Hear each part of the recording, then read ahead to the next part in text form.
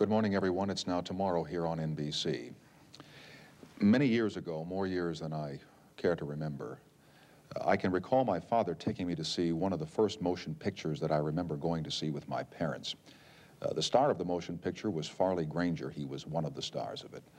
And it was called Strangers on a Train. It's a long time ago, over 20 years. And I couldn't believe at the time, and I can't believe now, that sitting across from me on the program this morning is the man who appeared on a train platform in that picture, carrying what I recall to be a bass fiddle case. His name is Alfred Hitchcock. He is a legend in his own time. I suppose he would despise that title, but he has been called that. He is a motion picture director, a television personality. And he is going to be with us for the entire program this morning, and all of us are pleased and honored that you would take time to come down here and do this with us. And I would like to begin by asking you a question that pertains to your films. I'd like not to talk with you this morning about movies, but rather about ideas. I may not be successful at that, but I'm going to attempt. All the pictures that you do scare people. Mm-hmm. What frightens you? What are you afraid of? Most things. I'm scared of policemen. I never drive a car on the theory that if you don't drive a car, you can't get a ticket. So therefore, that's absolutely true. I'm scared stiff of anything that is to do with the law. Although I'm fascinated by it, but I would hate to be involved myself. And I think I'm more scared of that kind of thing. Why? I'm a coward, I suppose. But what is there about a policeman that frightens Alfred Hitchcock, who has made so many films about what policemen do? Well, that's the thing, you see. Most people think that I am, because of the material in which I indulge, shall we say, professionally, that I must be a monster. Well, I'm just the opposite to that. I'm a very placid, calm individual. And I am scared of getting into any difficulty. Somebody once said to me, "What is your idea of happiness?" I said, "A clear horizon." Not even that horizon with a tiny cloud, no bigger than a man's fist.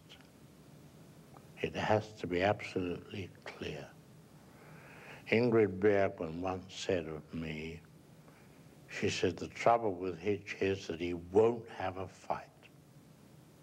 Because I walked out on her when she was bickering about something on the set. And I just walked away, and when her head was turned, she looked back and I wasn't there. May I bring you back to the policeman for just a moment? Yeah. What could a policeman do to you that would frighten you? Well, he could charge me with some offense, like parking, and then I would get a ticket, and that would scare me. I'm like the man in that old legend. I think it's called, it was a man who was supposed to pay $2. It was an old music hall sketch. Well, apparently he quarreled with the policeman. It was the fine would have been $2. And then in doing so, he hit the policeman. And now it was assault. And then from that, he was moved to the jail, and there he got into trouble with another prisoner, and he attacked him, and there was a fight, and eventually this prisoner was killed. Now he was arrested for murder, tried, and was on his way to the electric chair. And somebody said, "Why didn't you pay the $2? And a policeman is probably the only man who can come to you in the street and for no reason at all say, "Won't you come with me?" And you really don't have much choice, do you? Well, my stomach would turn over. A joke was played upon me, and I'm not kidding, it did scare me.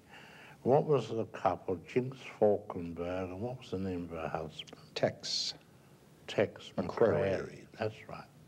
I did an interview with them, many years ago in New York, and I sat in the little studio, and there was an empty chair opposite me, and suddenly a policeman came in and sat in the chair and scared the hell out of me. He said, "May I see your license?" I said, "I don't have one." And he did it as a gag, but it worked. Well, you'd best behave tonight or we're going to call the cops. We will continue with Alfred Hitchcock after this announcement. We continue now with Alfred Hitchcock, the motion picture director.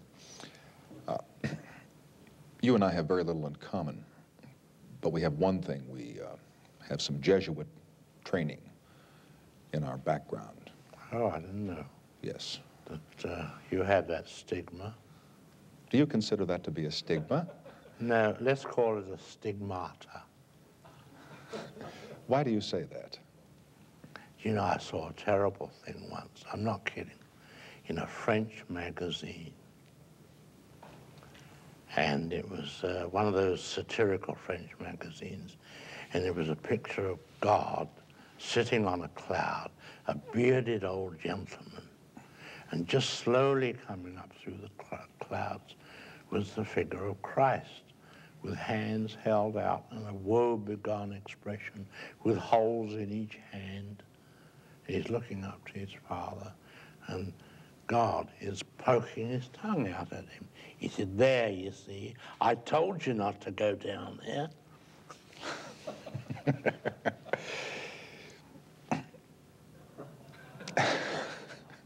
That's what he said.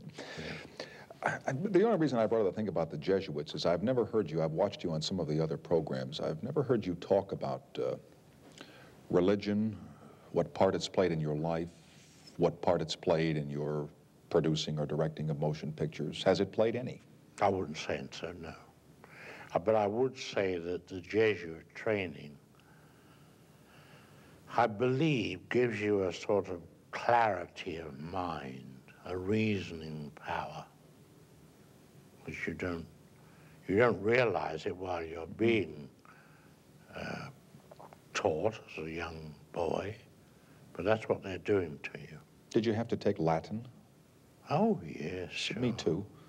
8 years of it, and I could never understand why. Oh, you had to learn all Latin, the ablative absolute.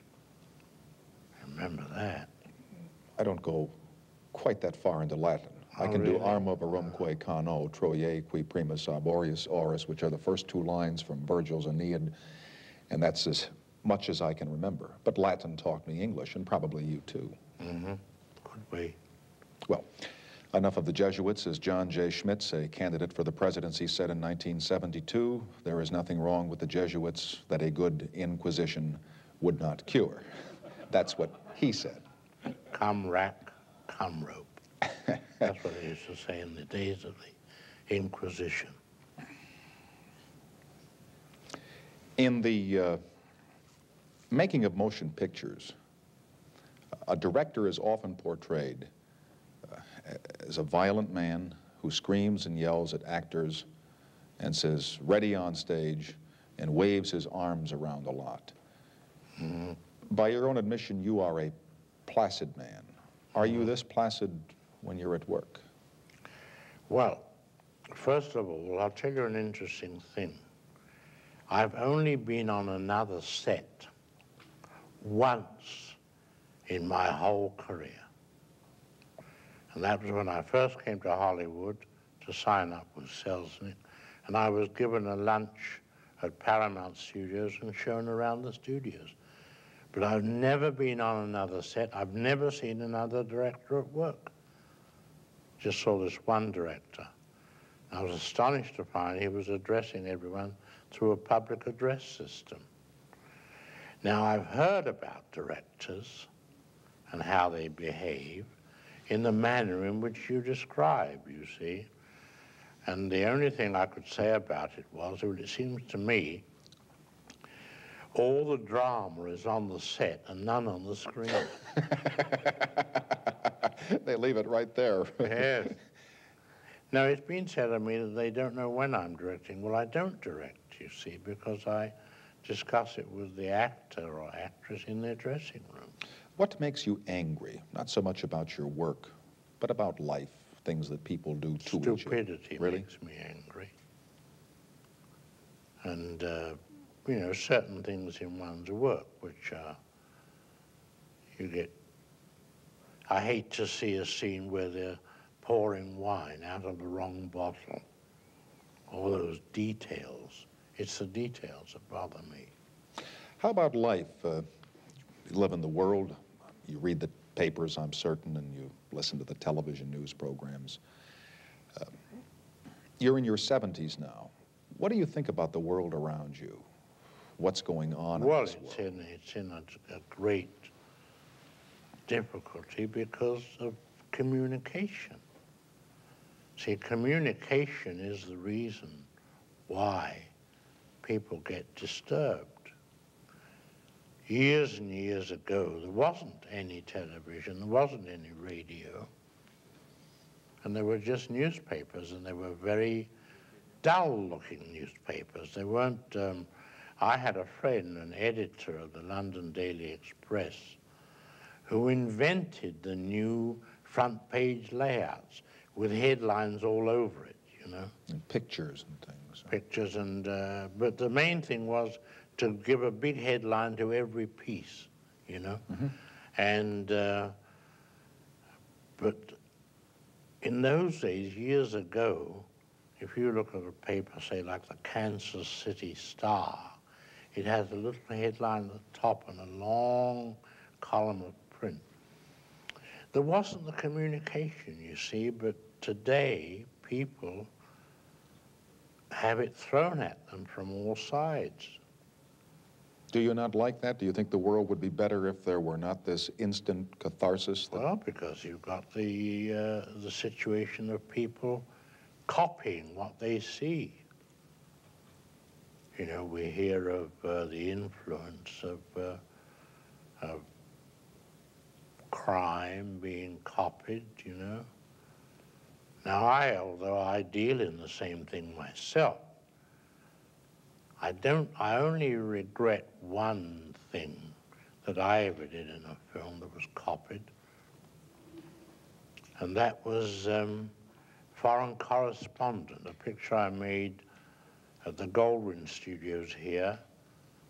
I don't know if you ever saw it. Did No, you? I did Joel not. McRae. It was called, very elaborate film, very big film.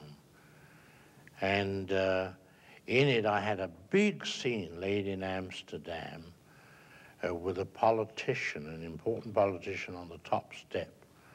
And the whole thing was massive umbrellas, trolley cars, the center of the city.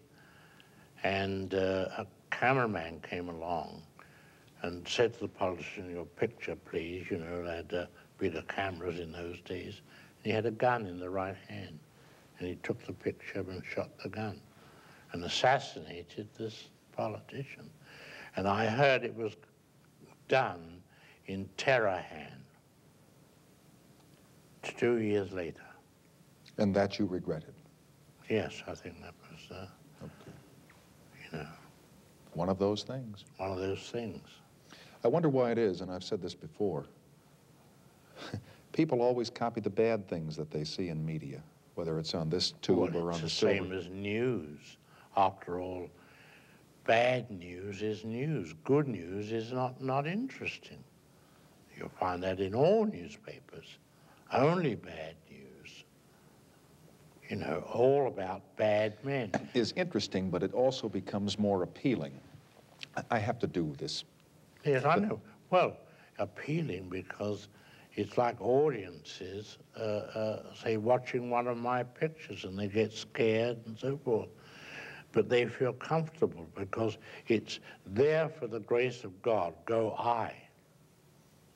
But what I meant to say was, when people see something in media that is violent or that is criminal, it has been said that there are certain minds that will go out and copy that. What I have difficulty comprehending is, if media shows something good, why don't as many people go out and emulate that? Because that doesn't give them any satisfaction.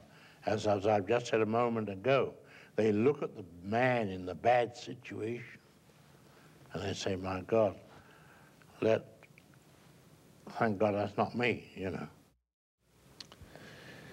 The image that you have contrived, and I'm certain you've done this carefully over the years, is one of dourness, of seriousness, of conveying an impression of mystery.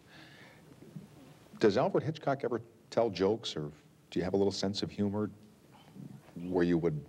I would say more that way than that's the whole thing I was saying to you earlier, that people think that one is a monster and they relate me to my material that I put on the screen. Well, and you're a rather imposing gentleman. I mean, you are... Oh, I wouldn't look at it that way. I mean, because... Well, you look pretty imposing to me, so... No, I used to, and strangely enough, whether it's people have become more unsophisticated, but I used to indulge very much in practical jokes of a very high order. I used to have great pleasure from them. I remember once at Chasen's, when Dave Chasen at the restaurant, his restaurant had a garden at the back. I gave a birthday party for my wife. And just to liven it up, I engaged from Central Casting an aristocratic old lady. Had her dressed by the studio, hair beautifully done, and sat her at the end of the table, and then disowned her. Guest arrived after. I said, who's the old lady? I said, I don't know, I'm trying to find out. The only person in the secret was my wife and Dave Jason. And every person arrived and they looked around and said, out there. I said, yes. I said, who's the old lady? I said, I don't know. I went to find out from Dave Jason. When he comes, I'll send him over. So Jason came back and came out eventually, and I said, Dave, who's this old lady sitting at the back, at the end of the table there, back of the garden? I'll go and see. So he went and he bent over her, said apparently a few words, and came back. He said, she says she's with Mr. Hitchcock's party. I said, it's nonsense. I've never seen a woman before in my life, and I hadn't. So she sat there the whole evening and got stiff in the bargain and bewildered everyone. She didn't... Well, it's that sort of joke that amuses me. I once gave a dinner in London, and I had 2 or 3 important guests. I had Gertrude Lawrence, Sir Gerald du Maurier, that's the father of Daphne du Maurier, who was the leading actor on the London stage at the time, 2 or 3 other people, and all the dinner was blue. Everything you ate was blue. You mean the food? The food. But celery, carrots, all that stuff? Everything. The soup was blue, the trout was blue, chicken was blue. Really. And we told Gerald du Maurier that it was going to be a fancy dress. So he came as a Scotsman, and nobody else was, you know. So we got him in some different clothes later. Well, those sort of jokes I used to enjoy. You know, talking about bringing someone in and telling them it's got to be fancy dress, and then it's just the opposite. It reminds me of the man invited to a nudist party. He arrived, and the woman, he showed him into a room, all piled up with the people's clothes, and said, well, see, I undressed and was completely nude, and entered the living room, and everybody was dressed. That's a horrible joke. I wouldn't perpetrate that one on anyone. You don't do that sort of thing. No, not that way. I want you to introduce America, for those people who haven't heard it yet, to something that we talked about on one occasion some time ago, rhyming slang. Rhyming slang. Remember when you asked me if I knew how the raspberry got its name? Well, yes. Well, that's a vulgar one, so we won't go into that. Well, rhyming slang really goes back to almost nearly to Elizabethan days. It goes back very, very early. It's a jargon used by traders so they can communicate with each other without the customer understanding. Now, for example, to give you some rhyming slang, stairs, one of the most famous is stairs. You don't say stairs, you say apples and pears. You do? Yes, apples and pears. And then with the usage, the rhyme gets lost. Going up to bed, Uncle Ned. The wife is called the trouble and strife. Sister is skin and blister. So that going up the apples and pears... Going up the apples, you say. Oh, you do the whole thing? No, usage is such that the rhyme gets left off. But if I said going up the apples and pears to see my skin and blister would be going up the stairs to see my sister. And what merchants would use this so that customers would not know what they were talking about? Yeah, that was the origin of it way back. And, there are many examples, you know. I suppose, that's the nose. Mince pies are the eyes. North and south for mouth. And German bands. I had an actress once say to me in London, she said, half a cock while I lemon my Germans, would you? I beg your pardon? She said, half a cock while I lemon my Germans. She wanted to go to the toilet, which in polite English is, I'm going to wash my hands. Half a cock linnet, that's minute, while I lemon squash, which is wash, my hands, which are German bands. In those days, in Victorian times, I had these little German bands on street corners, you know, with a man with a hat. Is this used anymore in England? Oh, all the time, yes. You're kidding me? Yes. I remember walking on the set one day and the chief electrician said to me, "Hi, Governor, nice pair of almonds you've got on." Nice pair of which? Almonds. Well, there's a sweetmeat in England called almond rock. It's just a lot of almonds in candy, you know, all stuck together. But almond rock is for socks. He was saying to me, nice pair of socks you've got on. Nice pair of almond boots, rocks. daisy roots, you know. And one day another actor said to me after our first child was born, he said, how's the Godfer? How's the which? Godfer. So I didn't know what he said. So I said, oh, yes, all right. So later on I said to someone, what does he mean, how's the God? Well, he's saying, how is your child? How is the God forbid? Which is rhyming slang for kid. How's your kid? But he only said Godfer. He didn't even say God forbid.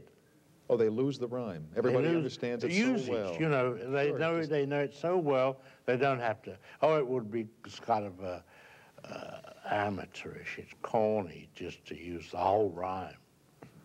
Well, then we can let the whole country spend all night wondering how the raspberries really got its name. Now, we will not tell, because it would be corny to give the rhyme, wouldn't it?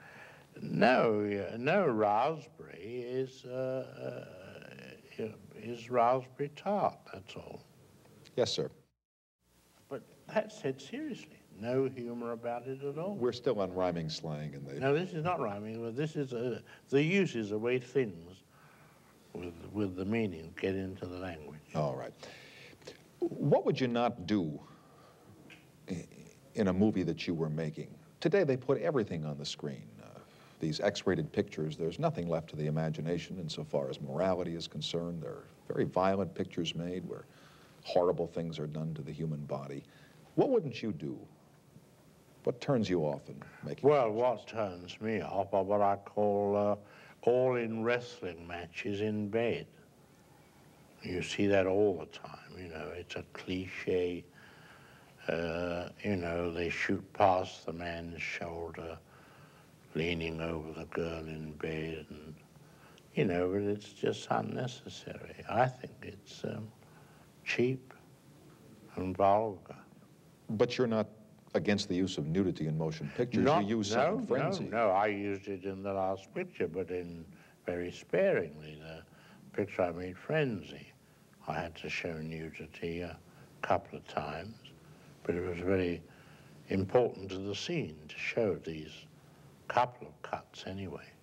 But normally, just showing it just for the sake of showing it, I think is bad taste and unnecessary. And that you would not do No, in a picture. Anything else? Is there anything violent that you wouldn't put in a picture? Well, you see, I've never made movies about professional criminals or cops. If you'll notice, if you look back over the films that I've made, generally speaking, they're about ordinary people in bizarre situations. That's the whole essence. The movie I made, like North by Northwest, Cary Grant, it's an ordinary businessman, gets mistaken for a spy. And of course he goes through the most bizarre experiences. Well, it enables the audience to identify themselves much more closely with the individual. They can't identify themselves with a cop. They look at it objectively. They can't identify themselves necessarily with a criminal unless there's an intense interest, such as there was in the mafia, in the Godfather. That's a different thing. That's, a thing they look at objectively. But I've always gone for average man, the ordinary individual, going through extraordinary experience. Is that the basic theme that you look for if you're looking for a story to film? Whether I want to or not, I seem to gravitate toward that. As a matter of fact, I'm doing preparing a script now with Mr. Ernie Lehman, and we're working on a story which shows an innocent couple getting involved in very important abductions of people, kidnapping. I know nothing about it. What is the name of that? I don't have a title. But these are ordinary people who get caught up in something. Yeah, get caught up in a very serious... When you're doing this, I don't mean to interrupt you, but when you're doing this, like putting together a scene, the one that everybody likes to talk about is the shower scene in Psycho, or that one especially. Can you feel what you think the audience is going to feel when they're watching that, when you're putting it together? I hope so, except that a scene like that took me 7 days to shoot, because although it was only on the screen for 45 seconds, there were 78 separate pieces of film joined together to get that stabbing and that effect. One hopes they will. You can't predict. But I've been, around long enough to know what audiences, may I say something vulgar, to make the audience feel, there's not a dry seat in the house. I mean, that's the aim. If you don't know how to do that, nobody knows how to do that. Huh? Well, it takes a lot of design.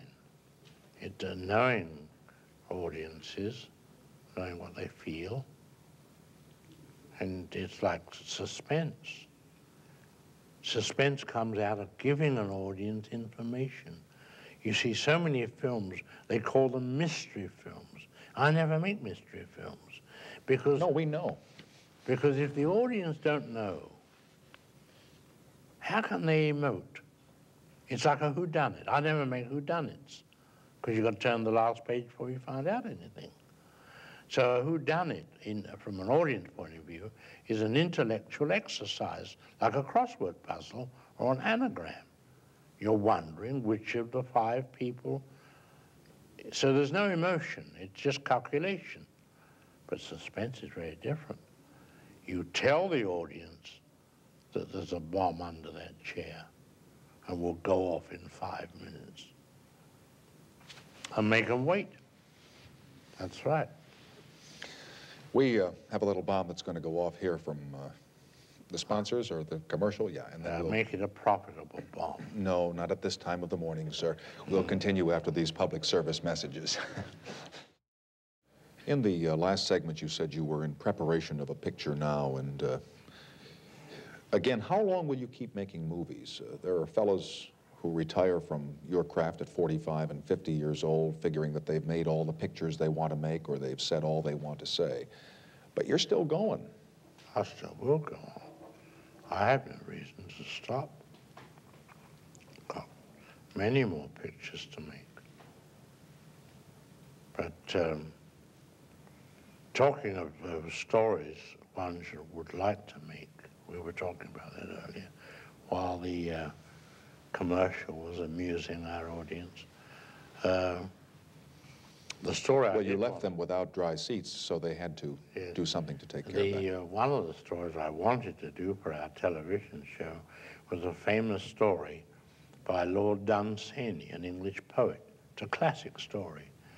A man and his wife moved into a village, I think it was late in England, moved into the village, and they rented a house and a garden.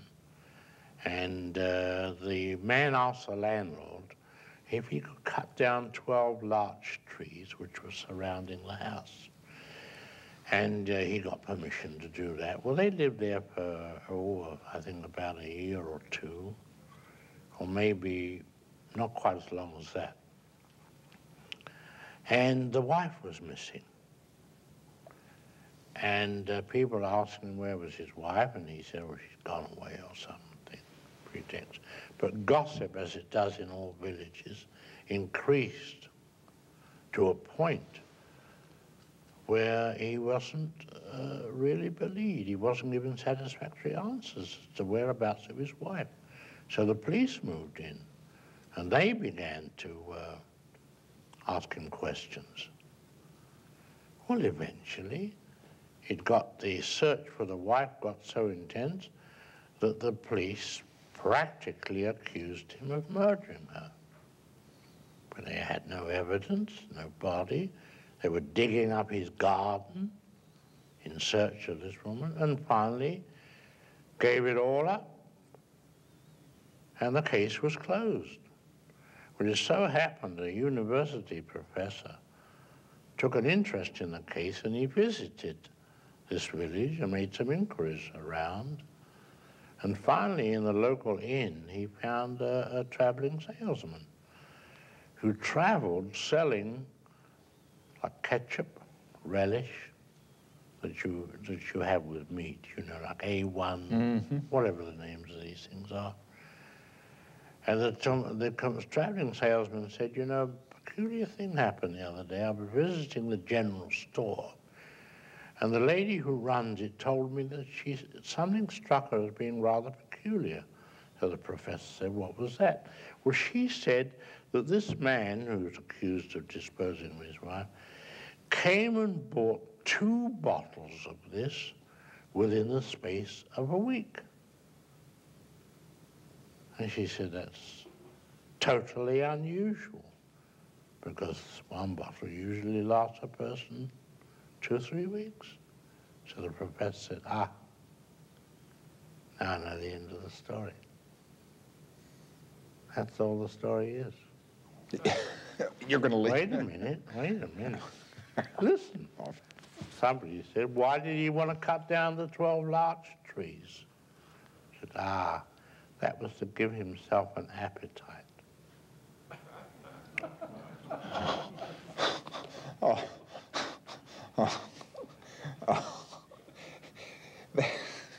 What a horrible story. I told you it was a horrible Boy, you did one on television I remember watching where they came to the club to have dinner, and it was lamb armistrand. Yes, that's right, yes. And Robert Morley. Exactly, yes. And the lady, you tell that story in case somebody has not seen that. Well, it was a famous club, and the whole idea of the story was that it was sort of a suicide club. When are we going to have lamb aristan? And it turned out to be human flesh, you know. So, let me tell you one more interesting story. I think we have time. I'll tell it quickly. A man was riding across the Australian desert in his car, South Australia, loaded up, and the back axle goes. He sees in the distance an oasis, and there he trudges and finds it beautifully kept, rings the bell, man answers the door, explains his predicament, said, "Will you come in, sir?" And the man, the owner of the house comes in, and he explains his problem. He said, well, the owner of the house, a very dapper, well-dressed man, sort of like Clifton Webb used to be years ago. And he said, well, the only thing is the nearest place is 100 miles back from where you've come. He said, if you care to stay here for a night or two, I'll have my man take your car back there and get it repaired. He said, well, that's a wonderful idea. Thank you very much. So everything is arranged. He goes up to the room, changes, comes down for a cocktail, and is introduced to the man's wife and daughter. He's struck by these two attractive women. In fact, the wife attracts him very much because they could almost be sisters, mother and daughter. And after dinner, and everything very polite, goes to bed, and at midnight there's a tap on the door. He switches the bedside lamp, and the door half opens, and the voice of a woman says, please, no lights, no lights. He says, all right, turns the light off, door clicks, and she comes over to the bed. He said, you know, we live a very lonely life here, as you can see. And gradually, a conversation, as she begins to caress him, his hand first, and finally, of course, the inevitable. About 4 a.m., she said, I've got to go, it's getting light. He said, but tell me, which are you, mother or daughter? I've got to know. She said, I don't want you to know. Let it be that way. Goodbye. She goes off. Well, at morning, coffee and breakfast by the pool. He looks from mother to daughter, gets no sign at all. And he's absolutely baffled. He said, I didn't sleep well last night. Said, oh, probably a strange bed and so forth. Second night, same thing happens again. He said, I tried all day to get some sign from you. Nothing. She said, I'm not going to give you any sign. No. Same thing in bed, 4 a.m., she goes. They had a wonderful night together. Following day, same thing again. Third night, he said, you know, my car's repaired, I'm leaving tomorrow. Why don't you come to Melbourne? Meet me there. So she said, no, no, no. Let this be our last night. She's now, he feels the tears, and embrace and so forth. And she goes. Well, in the morning, car's ready and so forth. He looks at mother and looks at daughter, shakes each one by the hand and presses it hard. No response. And the owner of the house escorts him to his car. He said, you know, I dare say you've wondered why we live in such a remote place just as this. He said, well, the man said, if you wouldn't think me impertinent, I did wonder. He said, well, you see, we have another daughter that you've never met. And she's the reason why we live here, because, you see, she's a leper. We will continue after this announcement. Wow. I know from reading about Alfred Hitchcock that he is a man who loves grand food and good wines, and he's now on a diet. He's lost 14 pounds in the last 2 weeks. I would say, yes, oh yes, 14 in the last 10 days. I would say that in my lifetime, I must have lost altogether 500 pounds. Truly. You ever wonder where it goes? I lost 100 pounds when I was making a movie with Tallulah Bankhead, Lifeboat, 1943. I lost 100 pounds. What is the reason for this newest diet? I'd reached a plateau. And it was a decision one has to make. I got too heavy. I was having great difficulty in getting up and down the apples. Yes. And pears. How do you lose 14 pounds in 10 days? There have been all kinds of diets. You have no, you keep to 750 calories a day. No bread, no butter,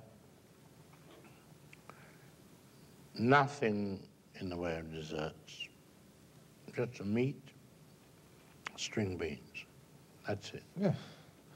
Do you drink a lot of water like some people do? No, I don't believe in water because that's the very thing they're trying to get rid of. Exactly, but they say if you drink 8 or 10 glasses of it a day, it will. No, get rid of it. I don't believe in that. I think in the dieting, you should keep yourself dry. It's a terrible time to go on a diet with the holiday season coming on, all those Christmas goodies. No, you have to turn not your back on it, you have to turn your front on it. Yes.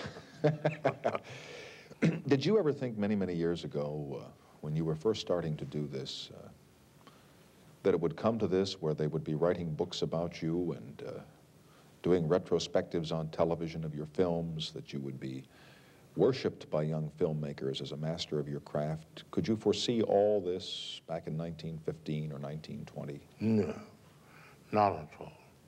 I think the most gratifying thing that I enjoy about one's job is being able to appeal to world audiences, the Japanese.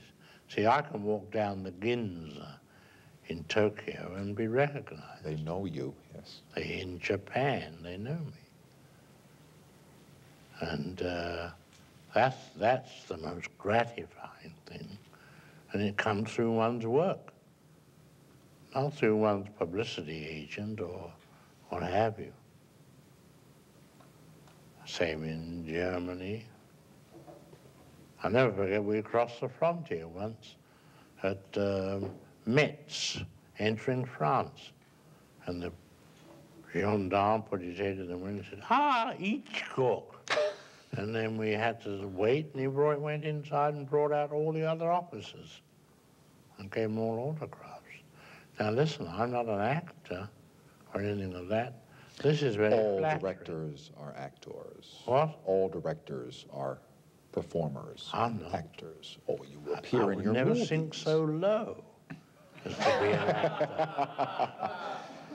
Do you mean that when you were on the television series that's still running, when you came on and said That's not good an evening, that was not No, carefully put together? No, that's just dignified introductions. You know, to be an actor, it's, you know, I've called them cattle for years. And they For still 30 keep, years, I call all actors cattle. and they still keep coming back to the barn, don't they? I remember Tyrone Power's wife, when he was alive, she said to him, "Why do you call my husband cattle?" I said, "Well, he's nice cattle." We'll do a nice little interruption here, and then we'll continue and say goodnight to our special guest this time, Alfred Hitchcock. This whole hour has gone by faster than any of us had hoped, and all of us on the program are indebted to Alfred Hitchcock for coming here this time and sharing with us some stories not only about films, but about how he feels and what he is afraid of. I trust you have some word of reassurance. Just that leprosy, I want to assure you, is not contagious, although I think leprosy would be a nice name for a girl. Have a great day from all of us on the late shift in California.